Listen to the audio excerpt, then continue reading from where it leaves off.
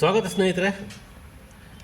ಇಂದಿನ ಸಂಚಿಕೆಯಲ್ಲಿ ulcer, hyper ulcer ಅಂತ ರೋಗ ಬಂದಾಗ ಸಾಮಾನ್ಯವಾಗಿ ಊಟನೇ ಮಾಡಲ್ಲ, ಆ ಥರ ಪರಿಸ್ಥಿತಿ ಬರುತ್ತೆ. ಸಣ್ಣಕ್ಕಾಗ್ತಾ ಇರ್ತಾರೆ.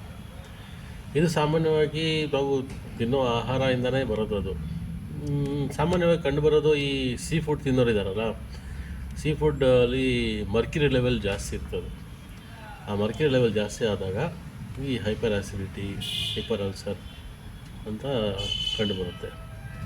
ಇದಕ್ಕೆ ಮನೆಮದ್ದು ಹೆಂಗೆ ಮಾಡೋದು ಅಂತ ಹೇಳೋದಂದರೆ, ಒಂದು 5-6 ನೀಮ್ ಲೀವ್ಸು, 5-6 ನೀಮ್ ಲೀವ್ಸ್ ತೊಗೊಳ್ಳಿ. ಬೇವಿನ ಸೊಪ್ಪು 5-6 ನೀಮ್ ಲೀವ್ಸು, ಆಮೇಲೆ ಅರ್ಧ ಚಮಚ ಕಡುಕಾಯಿ ಪೌಡರ್, ಹರಿಟಕ್ಕಿ ಪೌಡರ್ ಅಂತಲೂ ಕರೀತಾರೆ, ಹರಡ ಪೌಡ್ರ್ ಅಂತಲೂ ಕರೀತಾರೆ. ಈ 5-6 ಎಲೆಗಳನ್ನ ಜಜ್ಕೊಳ್ಳಿ. ಅರ್ಧ ಚಮಚ ಹರಿಟಕ್ಕಿ ಪೌಡ್ರ್ ತಗೊಳ್ಳಿ, 1 ಚಮಚ ಅಷ್ಟು ಬೆಲ್ಲ ತಗೊಳ್ಳಿ, ಅರ್ಧ ಚಮಚ ಅಷ್ಟು ಜೀರಿಗೆ ಪೌಡ್ರ್ ತಗೊಳ್ಳಿ, 1 ಚಮಚ ಅಷ್ಟು ತುಪ್ಪ, ಹಸುವಿನ ತುಪ್ಪ ತಗೊಳ್ಳಿ. ಇದನ್ನು ಒಂದು ಪೇಸ್ಟ್ ಥರ ಮಾಡಿಕೊಡಿ.